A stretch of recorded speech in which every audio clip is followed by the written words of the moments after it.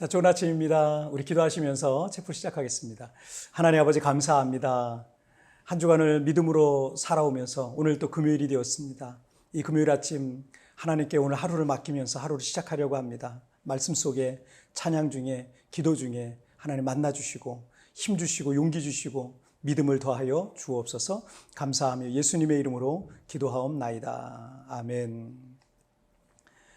자, 오늘 우리에게 주신 하나님 말씀은 마태복음 11장 12절부터 19절까지의 말씀 제가 봉독해 올리도록 하겠습니다.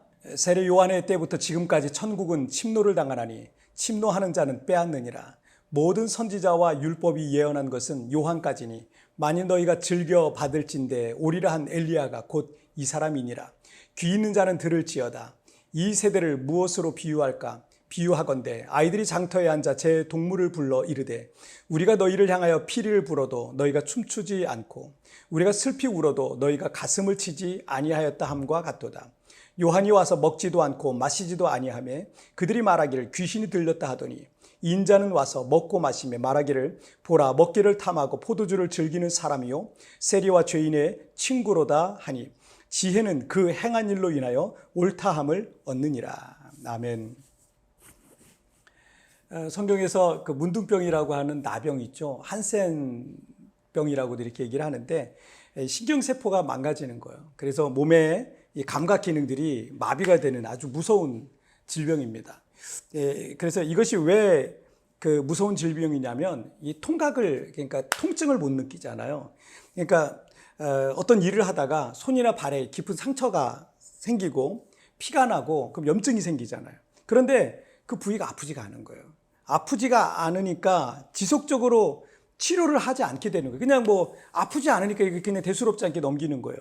근데 그 상처를 그렇게 잘 돌보지 않으면 상처에 염증이 생기고 그 염증이 생겨지면 그 상처 부위가 아예 그냥 썩어버려서 그렇게 썩어서 떨어져 나가는데도 이걸 그냥 잘 못 느끼는 거예요. 이 통각이라는 게 참 되게 중요한 기능 중에 하나죠. 그러다 보니까 이 나병 환자들은 손가락이라든지 이 발가락이라든지 뭐 코라든지 귀라든지 이런 곳들이 떨어져 나가 있는 모습들을 많이 하고 있는 경우를 보게 됩니다. 우리가 어떤 아픔을 느낀다는 것은 우리의 신경이 살아있다는 거예요. 이게 얼마나 감사한 일인지 모릅니다. 모든 나병 환자들은 그 통증을 느껴보는 것이 평생의 소원일 겁니다. 우리의 믿음 생활에 있어서 가장 경계해야 하는 것도 우리의 무뎌지는 그런 마음입니다. 하나님의 말씀에 예민해야 되고 성령의 감동에 예민해야 되고 영적인 부분에 예민해야 되는 거예요. 그렇게 영적으로 예민할 때는 늘 하나님과의 소통이 정말 원활하게 됩니다. 하지만 언젠가부터 이 마음의 무뎌짐이 시작되면 신앙생활이 형식과 의무로 치우치게 돼요. 감격 속에 예배하지 못해요. 찬양 가운데 눈물이 없어요. 벌 받을까 봐 그냥 억지로 예배하게 되는 거예요. 성령의 감동을 못 느낀 지는 오래돼 버리는 그게 이제 무뎌진 마음이라고 할 수 있어요. 그래서 15절에 보시면 귀 있는 자는 들을지어다 라고 말씀하고 있어요. 귀는 다 있잖아요. 근데 들을 수 있는 귀가 없는 거예요. 하나님의 말씀이 떨어지는데도 무뎌지는 마음은요. 그 말씀을 들을 수 있는 귀가 없는 거예요. 한 가지 비유의 말씀을 하시고 있는데 16절과 17절 보시죠. 이 세대를 무엇으로 비유할까? 비유하건대 아이들이 장터에 앉아 제 동물을 불러 이르되 우리가 너희를 향하여 피리를 불어도 너희가 춤추지 않고 우리가 슬피 울어도 너희가 가슴을 치지 아니하였다 함과 같도다 하였습니다. 신나는 음악이 막 연주되고 있어요. 맛있는 음식이 막 가득하고 사람들의 즐거운 웃음소리가 가득한 파티가 열렸어요. 근데 혼자만 우울하게 앉아있는 거랑 똑같은 거예요. 반대로 정말 아끼고 사랑하는 사람이 죽어서 모든 사람들이 가슴을 치며 슬피 울고 있는데 마치 나하고는 아무 상관없는 일인 것처럼 혼자 그 상갓집에 가서 멍하니 앉아있는 거예요. 이 정도면 그 사람의 마음은 뭔가 마음에 심각한 고장이 있는 거 아니겠습니까? 18절과 19절 말씀을 보시면 요한이 와서 먹지도 않고 마시지도 아니하며 그들이 말하기를 귀신이 들렸다 하더니 인자는 와서 먹고 마시며 말하기를 보라 먹기를 탐하고 포도주를 즐기는 사람이요 세리와 죄인의 친구로다 하니 지혜는 그 행한 일로 인하여 옳다함을 얻느니라 이렇게 말씀하셨어요. 세례 요한의 회개의 선포는 400년 만에 등장한 하나님의 선지자로 인해서 온 나라가 충격에 빠질 만했습니다. 그리고 세례 요한이 길을 예비했으며 이스라엘 사람들이 수천 년 동안 기다리며 대망하던 메시아 예수님의 등장은 모두가 이 구원의 잔치에 참여해서 춤을 출 만한 일이었습니다. 그러나 마음이 무뎌진 사람들은 세례 요한에게도 예수님에게도 믿음으로 반응하지 않았던 겁니다. 요한계시록 2장 4절과 5절에 보시면 주님은 그러나 너를 책망할 것이 있나니 너희 처음 사랑을 버렸느니라. 그러므로 어디서 떨어졌는지를 생각하고 회개하여 처음 행위를 가지라. 만일 그리하지 아니하고 회개하지 아니하면 내가 네게 가서 내 촛대를 그 자리에서 옮기리라 하셨어요. 언제부터 어떻게 그렇게 되었는지는 알 수 없지만 분명한 것은 하나님 앞에 회개하고 바로 잡아야 할 것이 내 안에 있다는 거예요. 그래야 회복이 되는 겁니다. 오늘 본문 12절에서 세례 요한의 때부터 지금까지 천국은 침노를 당하나니 침노하는 자는 빼앗느니라 하셨습니다.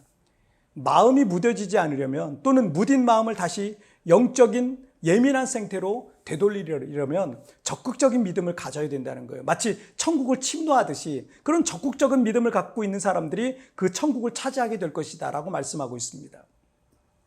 예수님 주변에 수많은 무리들이 항상 있었지만 적극적으로 손을 뻗어서 예수님의 옷자락을 잡았던 12년간 혈루병을 앓던 여인이 치료되지 않았습니까?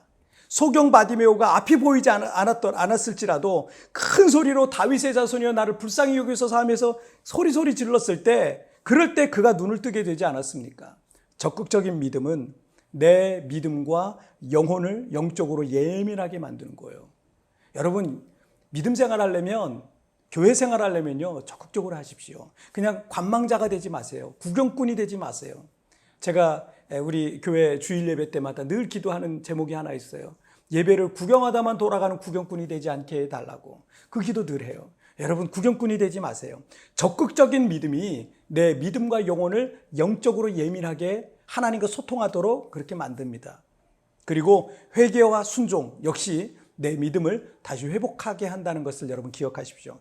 내 안에 있는 모든 무뎌진 마음들을 치료해달라고 기도하시기를 주님 이름으로 축복합니다. 자, 우리 찬양 한 곡 같이 드리시겠습니다. 지극히 높은 주님의 낮은 성소로 들어가이다. 세상의 신을 벗고서 주 보좌 앞에 엎드리리. 내 주를 향한 사랑과 그 신뢰가 사그러져 갈 때 하늘로부터 이곳에 장막이 덮이네.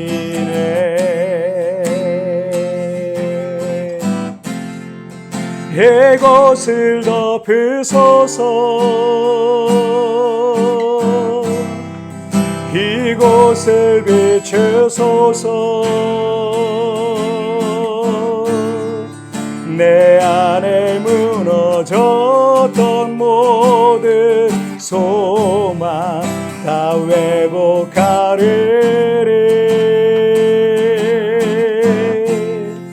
이곳을 지나소서. 이곳을 만지소서. 내 안에 죽어가는 모든 예배 다 살아나리라.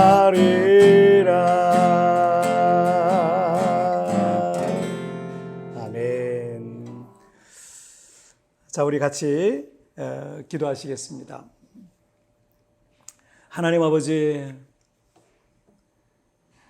우리를 오래전에 주님의 자녀 삼아주시고 매일 또 매주마다 하나님 앞에 나아갈 수 있도록 우리를 주님의 성전에 주님 앞에 이끌어 주시니 정말 감사합니다.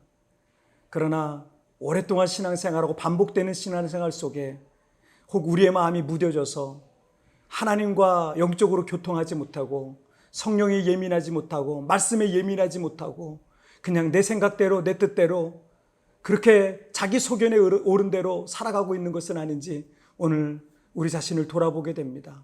형식과 의무에 빠져있는 모든 생활들을 버리고 천국은 세례 요한 때부터 지금까지 침노를 당하나니 침노하는 자가 그 천국을 차지한다고 말씀하셨던 것처럼 적극적인 믿음을 가지고 주님을 섬기게 하여 주시고 또 하나님 앞에 회개하고 하나님 앞에 순종하면서 하나님 우리의 영적인 그런 무뎌진 마음들이 하나님 앞에 다시 회복될 수 있도록 주님 축복하여 주옵소서. 오늘 내가 회개해야 될 부분은 무엇인지, 내가 순종해야 될 부분은 무엇인지, 그리고 적극적으로 하나님 앞에 살아가야 될 나의 삶의 태도는 무엇인지 하나님 살펴보게 하여 주시고 오늘도 믿음으로 주님과 동행하는 하루가 되게 하여 주옵소서. 감사하며 예수님의 이름으로 기도하옵나이다. 아멘.